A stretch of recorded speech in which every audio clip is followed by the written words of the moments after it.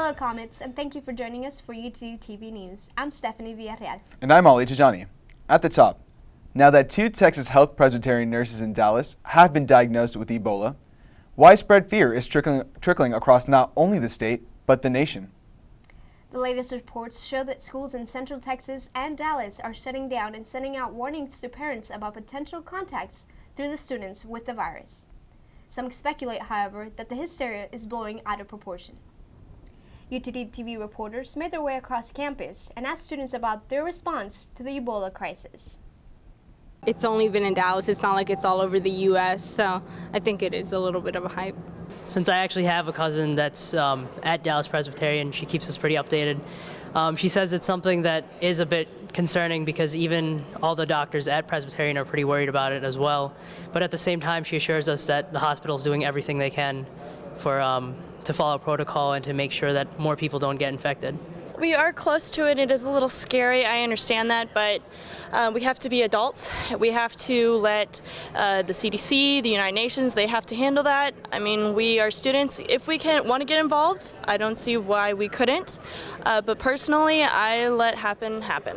I think some things I see are doing a good job of giving a fair picture, and some are trying to sensationalize it. It's a really scary virus. I mean, it kills you and there's no cure, or so they say. But it's really good that they go ahead and start raising awareness so that people be more cautious and, wash their hands and be careful with one another so it doesn't continue spreading. I feel a lot of the media that especially students at UTD are getting is from social media, which is kind of inaccurate and very biased. But the media has been showing that it's like sensationalizing it. It's almost as if it's like the bubonic plague. However, it is a lot more toned down than that, and the CDC is doing an excellent job at quarantining it and keeping it safe.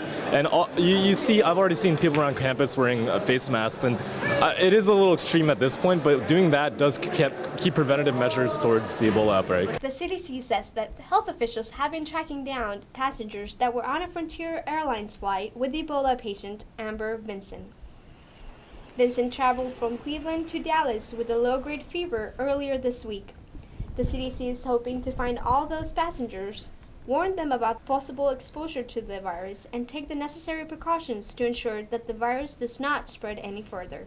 As UT Dallas strengthens its national reputation, several notable speakers have visited campus to speak with students. Recently, Congressman Joaquin Castro of Texas's 20th Congressional District spoke with students on behalf of the UTD chapter of No Labels. Castro spoke to students about the importance of productivity in the government and conveyed the necessity to preserve freedom, opportunity, and democracy through cooperation between members of different political parties.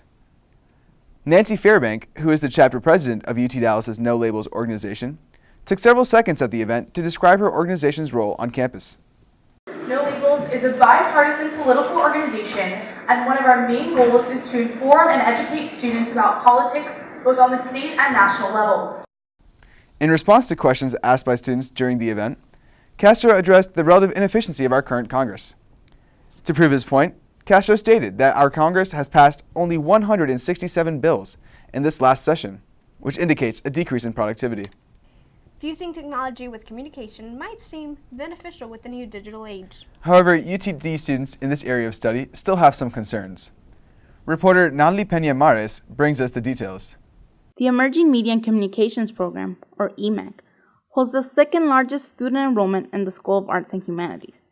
Yet there are still areas where students want to see improvement. Scheduling, that's like a big issue that I've talked to with other EMAC majors. The lack of instructors. I would like a more variety of instructors to be able to select from. Dr. Dennis Kratz, Dean of Arts and Humanities, informed students of some of the changes that have already occurred. We've more than doubled, in some cases tripled, the seat capacity of the required courses. Administration is constantly trying to improve the program in order to meet the needs of students. But in case more areas need attention, communicate, come to the advisors. The advisors will bring it to the dean. We don't want anyone kept from graduating. For students concerned with anything regarding the EMAC department, contact your advisor. Or you can visit the EMAC website. Ever wonder how to start a new club on campus? UTD reporter Natalie Peña-Mares sat down with Student Organization Forum Coordinator Vinya Nandam to find out what steps you need to take in order to make your organization official. With over 200 organizations at UTD, finding a club to join is quite easy. But for students that want to start a new organization, you need 5 students and 1 faculty or staff member to be your advisor. Once you have that, you can go on OrgSync and apply on the new student organization application. President of Haliu UTD, Rocio Diaz, gave input on how she was able to complete the process to make the club official this semester. Everything's on OrgSync. It tells you exactly what you need. To begin the process for starting up your new club, visit the website at the bottom of your screen at www.utdallas.edu/SOF. Comets, thank you for joining us for UTD TV News. For the latest news and entertainment on campus, visit our website at utdtv.com.